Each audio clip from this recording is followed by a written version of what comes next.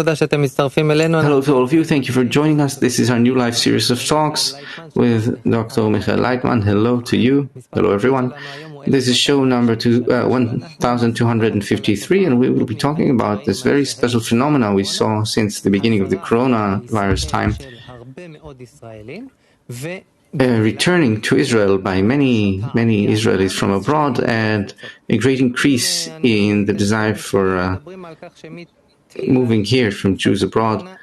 So 190,000 Israelis returned to Israel when the coronavirus started. Some who moved abroad and some who just went there for a short duration. You have thousands of new passports, or people who lived abroad and didn't even have a passport. So you had to renew that. In terms of Jews in the diaspora, you have a 20% increase in requests to return to Israel, to move to Israel, and this is before all the flights are active, so a great demand. So how do you see this in terms of the Jews in diaspora who think that, yes, perhaps we should move to Israel, or Israelis who moved abroad and are returning? How do you see this? Dr. Leitman, I view it as being natural. Jews especially see that you can't do business abroad anymore so much to succeed, to make a profit, to educate your children well. It's safer here. You go out to the streets in America, it's something that used to be, you're not even certain if you'll get back home or get attacked in the street. And so it's better in Israel, especially since there's no real reason to keep living there because all the businesses are in decline. Just a free fall, even ruination. Oh, and so the coronavirus pandemic, it's made Jews who were born abroad, they made them think of moving to Israel. Why? Dr. Leitman, I would say even this. I would say that it exists in order to make Jews return to Israel, to make them think about that. Oh, and the coronavirus? Dr. Leitman, yes, it's not just some virus, some biochemical agent or something. It was sent, some particle, it was sent to people in general, and Jews specifically, to put them together with, to be ready to the new era we're approaching in general in nature, on earth. So we see it most effective on the Jews. Oh, and so the coronavirus came to reorganize the Jews? Is that what you're saying? Dr. Leitman, yes, the coronavirus brings the people of Israel back to their place. Oh, and okay, so we'll move to that in a minute. First, I want to talk about the Israelis who were abroad. Experts say that there were two main reasons for their quick return. 190,000 is no small number. They say that people felt that in terms of medicine, Israel is much better than wherever they might have been, and so they wanted to return home. And the other thing is, well, it's very natural. When you're abroad and some trouble comes, you want to be close to your mother, your father, people who love you. This emotional anchor, it's most natural. So how do you see the return of, how do you view the return of many Israelis to Israel during this coronavirus epidemic? Dr. Leitman, well, I think it's good for them to return. I'm certain that Jews here in Israel,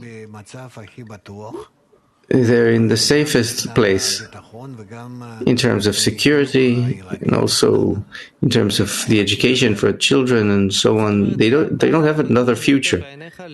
Oh, and so you would say that this is the safest home for Jews and Israelis. Dr. Leitman, yes. Oh, and so if I told you, listen, people checked and found that French people found a need to return to France when the coronavirus started, would you say it's the same or different? Dr. Leitman, no, it's completely unrelated. Owen, so what's the difference? Dr. Leitman, the difference is that Jews are always foreigners, wherever they live, wherever, strangers.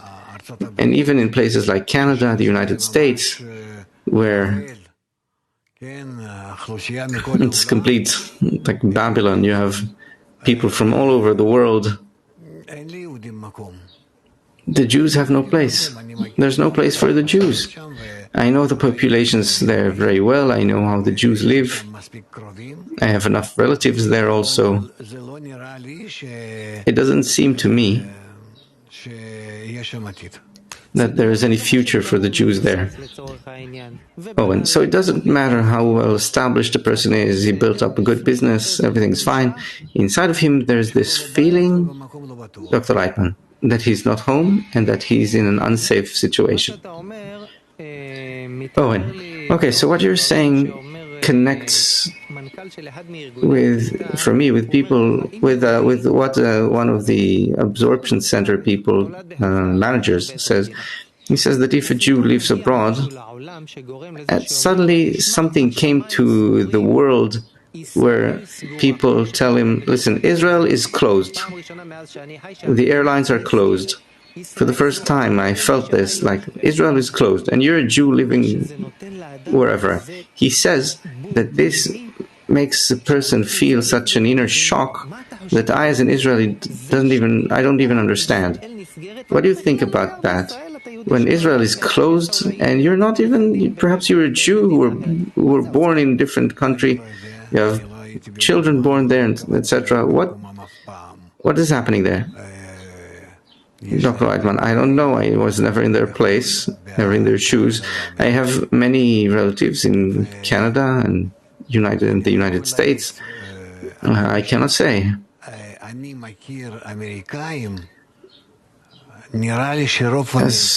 As I know Americans, I think most American Jews, they never even visited Israel, and they don't think Israel is a part of them and that they're part of it.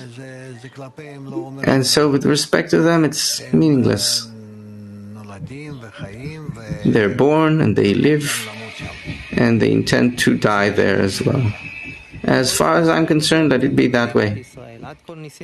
Owen, so I want to talk about Israel. We talked about what a Jew abroad feels, but I want to talk about the nation of Israel and its commitment, if it has any, towards the Jews in the diaspora. Do you think the nation of Israel has any responsibility to the Jews in the diaspora? And if so, what? Dr. Leitman, yes, we cannot erase it or say you disregard us and so we disregard you and go to hell. No, we can't say that.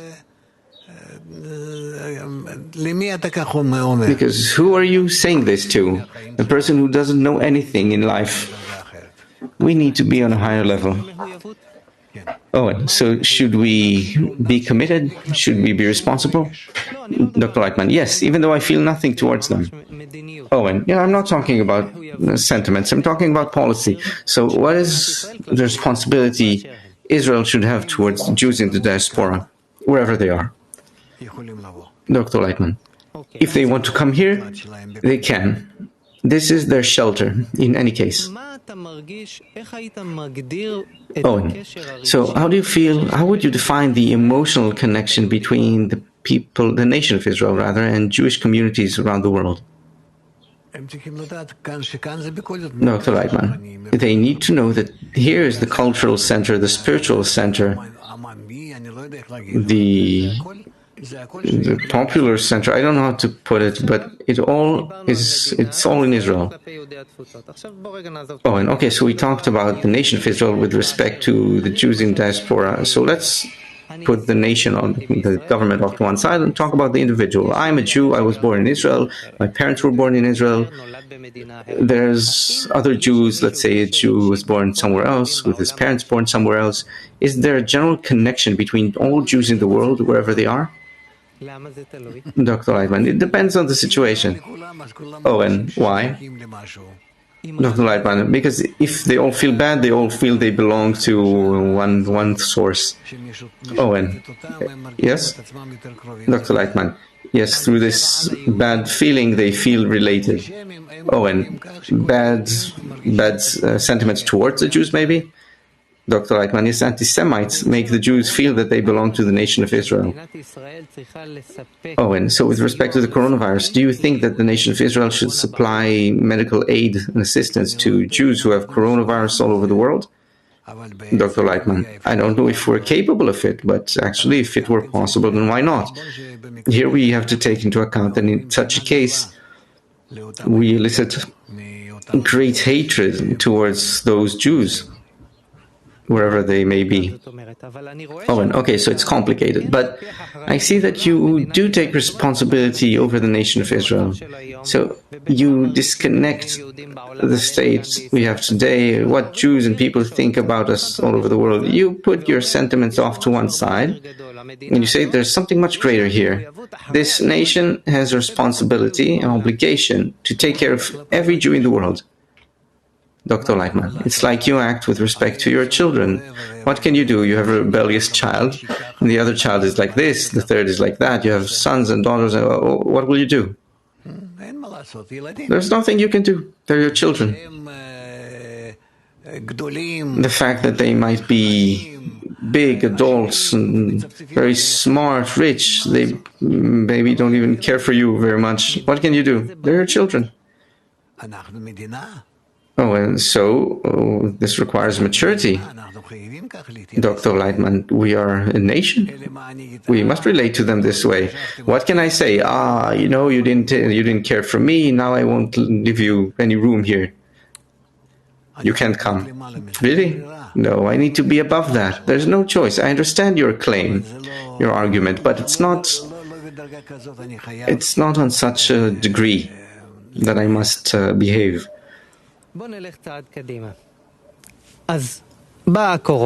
Let's take a step forward. So the coronavirus came.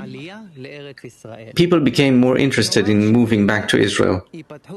So let's say the airlines open, all the flights, and a wave already is coming of people moving here. But let's say after that, even a bigger wave, post-corona, moving to Israel. What is the potential for this situation? Dr. Leitman, the potential is to have 1 million people more here. Dr. Leitman, Owen, and with respect to the nation of Israel. Dr. Leitman, okay, if you talk to people in government, over our history, in the past 20 years, 30 years, the revolution in Russia in 1990, for example, and since then, we had 1 million new doctors and nurses moving. Otherwise we could never maintain these things. We would have been greatly deficient. We got 1 million extra engineers and technologically inclined people, scientists. We got thousands of scientists and so on. That gave the people of Israel really a huge jump forward, which people don't even want to talk about, really. They don't, but you can ask. So people come here to me. They used to come at least for talks. People from government. The talks are all recorded, but you can watch them. You see them talking about this. Oh, and so you see this as possible great advancement for the nation in potential. Dr. Leitman, yes, in the United States and in, I don't know how many are left in Russia, but in Europe as well. And we're not talking about money these days. The development that should come now isn't measured in economy, in trade, in industry. It's something different. But regardless, the potential is there in the human essence they bring. Oh, and so what is the potential? What is the purpose of this great wave of moving here? Of people moving here. Dr. Leitman, they will come here, they will come under one thought, one feeling. They will integrate into the people, although it's not simple.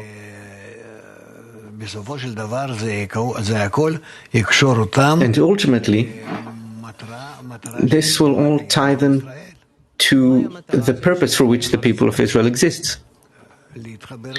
Oh, and what is the purpose for the existence of the people of Israel? Dr. Leitman, to connect together and to the upper force that governs us. Oh, and is it a religious goal? Dr. Leitman, no, it's global. It's a global goal. Oh, and explain. Dr. Leitman, we need to be connected as one man with one heart in love, and to give an example to the whole world by doing so, to be a light unto the nations, as it's written. And so, we will come to the true state, the good state. Oh, and how should the Israelis relate to a wave of migrants moving in? So, my first thought is that house prices and rent will skyrocket. Dr. Leitman, well, that's a different, unrelated problem. I think the problem is that there needs to be a certain revolution within the nation, where the country must make sure not to raise prices and to get as much tax out of it, but rather to supply places, residence for people in a way where they can sort of cope with the price. Owen, okay, so how do the Israelis need to relate to the wave of new Jewish migrants? Dr. Leitman, not as in years previous. Owen, so how? Dr. Leitman, well, now this is a special time where we accept everyone and we all unite together. We need to serve as an example in this to all nations with respect to how to connect. Owen, I want to tell you a story which is very, very sad. I have a couple of friends who lived in Austria, Vienna. They had 3 children and they moved to Israel. They came to move in one of the most expensive cities here, and they sent their children to the best schools, high class. In the classroom, if one of the girls, she was mocked, and it came to a state where she didn't want to go to school. So obviously, children are more cruel. We were all children once. I'm not coming to be like all righteous here, but what I'm saying is that the family went through actual trauma. The thought of moving here and to detach from everything they had over there, the community, the business, and everything, that was very difficult. But here, to get such an attitude from the other girls in her classroom, they never dreamt of such responses. So what do we lack in our hearts in order to make room for different people, strangers, where the only common denominator is that we're all Jews, but beyond that we have nothing in common? You have a person who grew up in Germany, France, or Austria, suddenly they decide to come here. What do we need to do? Dr. Leitman, education. The people of Israel lack education, the religious one, the secular ones. Everyone lack an education. They need to be educated for national love. Education. I remember my daughters. They were born here, in Israel. After I was already here for 10 years, maybe. And they went to the Bnot Yaakov school, a girls' school. And how they were mocked, laughed at by the religious girls there. They got all these notes on their tables. Who are you? What are you? So on. They were 100%. They were girls who were born in Bnei Brak. And they went to this boarding school. Well, it's not a boarding school, it's a school, but a girls' school in Bnei Brak. And they were there all the time, and throughout all those years, they suffered a bad attitude from the girls around them. Everyone, they were all religious, highly orthodox even. but nevertheless, Owen, well, it pains. It pains you. Like Dr. Lightman. Yes, so it's a lack of proper education, popular education, to feel as one people. Owen, I feel like with every wave of migration, there is this mistake in our perspective, in the way we relate to it. Every time, if I look backwards to the past, every wave of migration had some trauma involved with respect to how they were absorbed. This kind of trauma different. What do we need to cultivate in our hearts in order to have room to absorb those who are different to us? What? Dr. Lightman, nothing will help. We have to return to our Torah. And the Torah is a teaching of love. Love your friend as yourself. And we need to educate people to do that. We need to just put that into the person by force over years, over generations. And then maybe we will be able to come to the right result. Otherwise, we look at each other only with disrespect, with hatred. It's the opposite of love. Owen, when you add the concept of Torah here, that word, that generates very conflicting responses in the public. Dr. Lightman, because they don't know what the Torah is. The whole of the Torah is love your friend as yourself, only, without any other commandments, without anything else. That is the mainstay, love of others. Teach me the Torah while standing on one foot, on one leg. Love thy friend as thyself. That's it. Owen, so what does this have to do with preparation to the proper absorption of a wave of migration? Dr. Lightman, we need to know that they are our people, and we need to love them all and to accept them all. And it doesn't matter if they had great lives over there and now they feel bad and so they come here. So we can jump on them, right, on their heads, and dance, right? Now you're moving when it's bad for you. No, we need to treat them as the people who are closest to us. And why do people have this destructive tendency to mock others who are different? Dr. Lightman, well, mister, this is our ego. I've created the evil inclination, it says, but along that, I've created the Torah as a spice, as it says. You say I speak about the Torah all the time. The Torah is the positive force that corrects our evil inclination. That's the Torah. And nothing besides. It's a means by which to turn our evil inclination to the good inclination, to love. Owen, previously you told me that the nation of Israel needs to develop some mature attitude so that it doesn't matter who the Jewish person is, it doesn't matter where he used to live abroad. If he says, I want to move here, and irrespective of the reason, we need to be open to accept him here. Dr. Lightman, yes. And to open our hearts to him as well. Dr. Lightman, yes.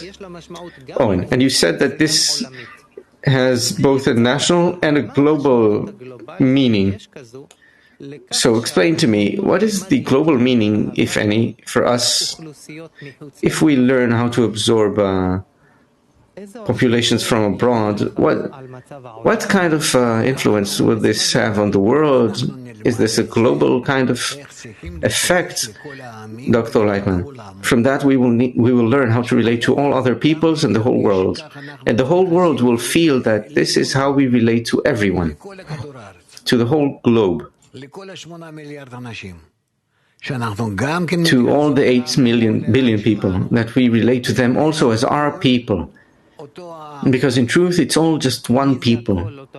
And what do you mean, it's all one people? Dr. Lightman, all 8 billion people on earth, they are all like the people of Israel. And so this Torah, the law of love, as you called it before, it needs to be we need to perceive it. We need to relate that way, not only to the people moving here, but after them, we also, all of us, have to relate in that way to all people, as they are. Dr. Leitman, yes. Oh, and I want to return to the coronavirus. You said something very, very revolutionary, kind of. You said that the coronavirus came to bring Jews back to Israel. You remember? Dr. Leitman, of course. Oh, and why do we need that, Dr. Leitman? So that we'll have the power to open a new page in our shared history where we all connect together in love, with love, and so continue to relate to the whole world with love. And the generation of the Messiah will truly come. Dr. Leitman, to open a new page in history, the Corona opens a new page. Dr. Leitman, yes, of course. Oh, and what do we need to write on that new page? Dr. Leitman, on that page that we are under the Corona, the crown, Keter. Oh, and what exactly? Dr. Leitman, through the coronavirus, we started learning that we have to connect together with ties of love, that we must be considerate of each other, not to give any virus to others, not to be concerned about ourselves, but rather to be concerned about others, to defend them, protect them. And in such a way, we will learn how to connect properly. Oh, and so let's jump 5 years forward. You said that 1 million people can come here. Let's say that 1 million will come. Dr. Leitman, that's not many. You understand, the Jews abroad, you have 10 or 20 million more. Oh, and okay, so 1 million is enough for me. Let me just try to deal with that first. So let's say we take it 5 years forward. What kind of nation would you like to see after it's swallowed in 1 million more people? What would your most optimistic dream be like? Dr. Leitman, it's where they all live in peace, in this place, where the nation, the country, the land of Israel must be. I won't mention the correct borders right now, but they show the whole world the way of life that the whole world needs to adopt, meaning love covers all crimes, love thy friend as thyself. And so we feel that we are all living in an integral, global, round world. Oh, and so how should a migrant coming from a different place coming here, how should he feel? Dr. Leitman, he should feel that he's in his mother's arms, in her embrace, that he's desired, he's expected, he was thought of. Oh, and I wish, Dr. Leitman, this should have begun as the nation was being established. But you understand, you had people of interests, different personal interests, establishing the country, and they continue the same line. I hope that the virus will help us. Oh, and amen and amen. Thank you very much, Dr. Leitman. Good luck to all of us. Thank you all for being with us. New life, the law of love.